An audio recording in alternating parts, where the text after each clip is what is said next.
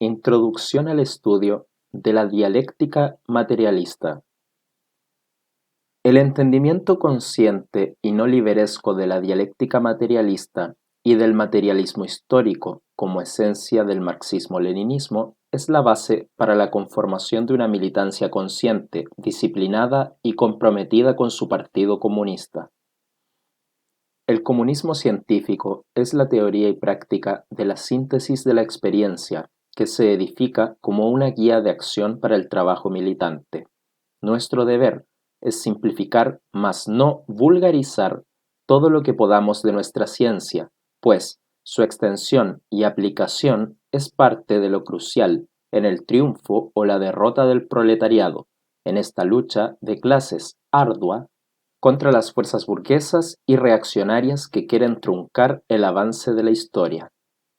En este pequeño folleto esperamos que se pueda tomar una base del pensamiento revolucionario del socialismo científico y que con esto de respaldo se fortalezca una línea proletaria popular y revolucionaria al servicio de la liberación nacional, la revolución democrática popular y el socialismo. Secretaría Nacional de Formación Político-Ideológica, Partido Comunista Acción Proletaria, PCAP, 10 de abril 2020. Capítulo 1. Tres fuentes y tres partes integrales del marxismo. Como marxistas-leninistas debemos comprender que la doctrina de Marx no es en ningún caso una invención arbitraria, ni mucho menos el capricho de un filósofo justiciero, transformado en ideal etéreo. Las tesis de Marx y Engels son el resultado del estudio integral de las corrientes de pensamiento filosófico, político y económico más desarrolladas y avanzadas al momento: el socialismo utópico francés, la filosofía alemana, del materialismo, y la política económica inglesa, del capitalismo. Marx descubre sus errores, las complementa y les da consistencia para explicar la historia como un constante desarrollo de contradicciones en base a procesos materiales, creando así una doctrina completa y exacta. En este folleto dedicaremos estudio al corazón filosófico de la doctrina de Marx, la dialéctica materialista. La dialéctica materialista es el método de interpretación científico de la realidad. Fue desarrollado por Marx y Engels gracias al estudio complementario del materialismo filosófico y la dialéctica hegeliana. Para comprender la dialéctica materialista es necesario estudiar las dos grandes pugnas de la filosofía: la contradicción entre materialismo e idealismo y la correspondiente entre dialéctica y metafísica.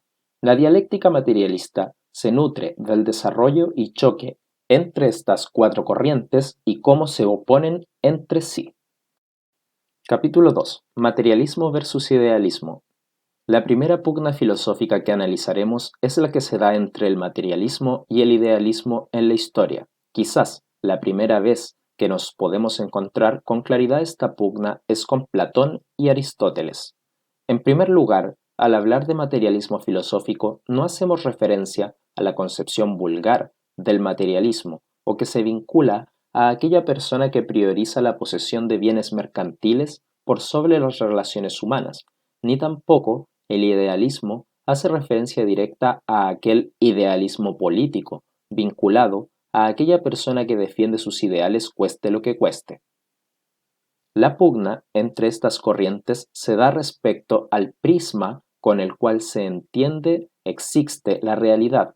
Para los idealistas, la realidad está separada del mundo sensible, que conocemos, siendo éste solo un reflejo de la realidad de las ideas, que solo vemos limitada por nuestros sentidos, y que por lo tanto la realidad queda determinada según las ideas que tenemos de ésta, de tal forma que el actuar social de los individuos también estará determinado espiritualmente como un reflejo de éste.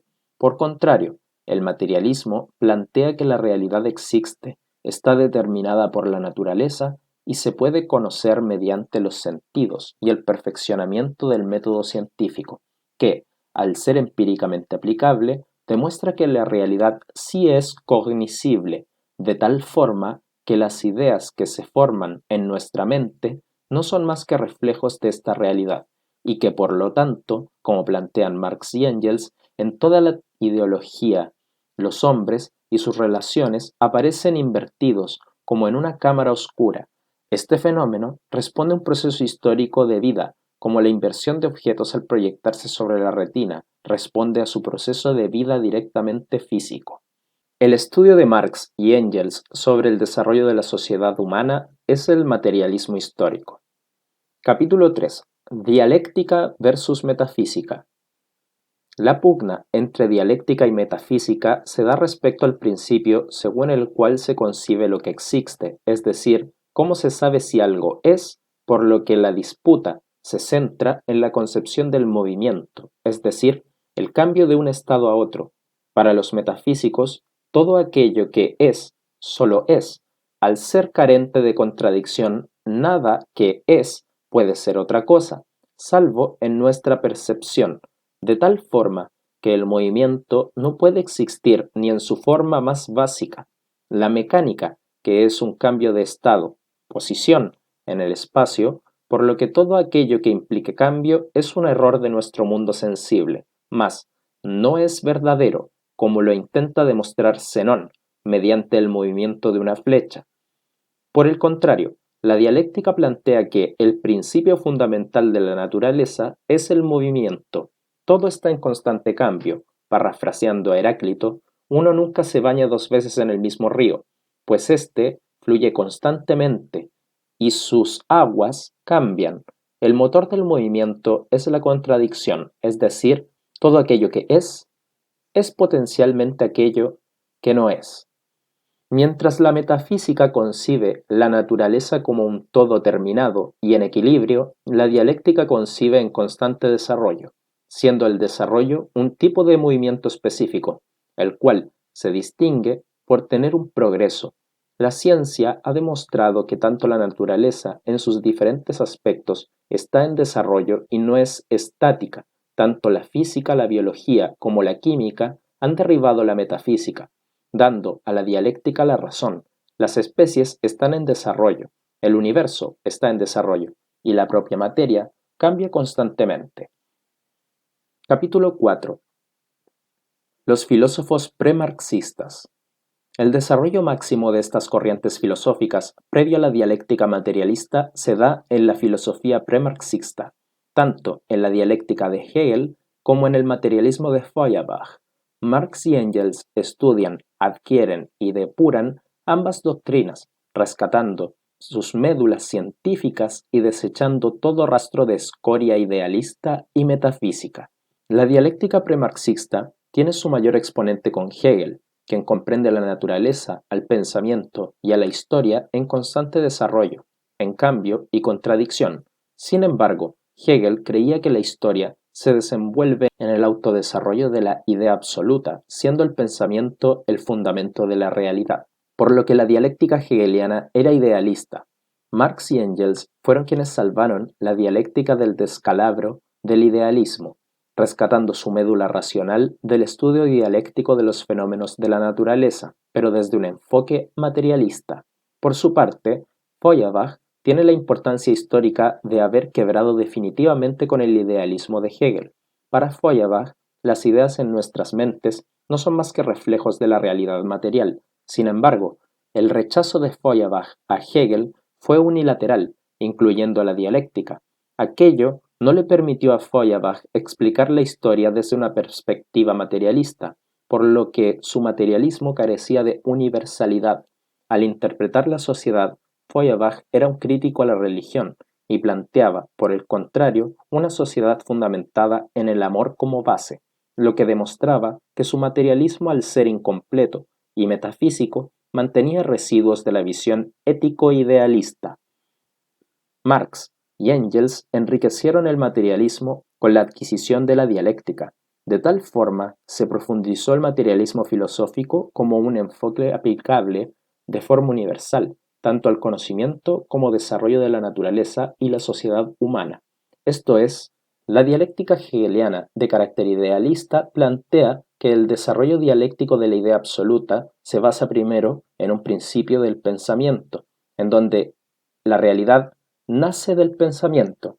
En contraparte, la dialéctica materialista de Marx plantea que el desarrollo dialéctico de la realidad material nace primero la realidad y de la base real o material se engendra un pensamiento. Capítulo 5. La dialéctica materialista. La dialéctica materialista es la ciencia de la concatenación universal y el desarrollo del mundo objetivo.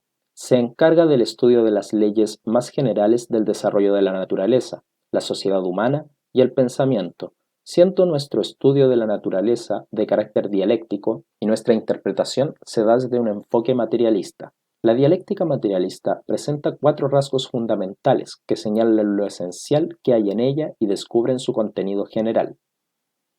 1. La conexión e interdependencia universales de los fenómenos del mundo objetivo.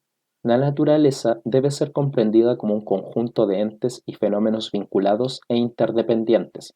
Las leyes de Kepler demostraron la relación existente entre todos los planetas de nuestro sistema solar, y Newton demostró que todos los entes, por el solo hecho de poseer materia, poseen una interdependencia gravitatoria.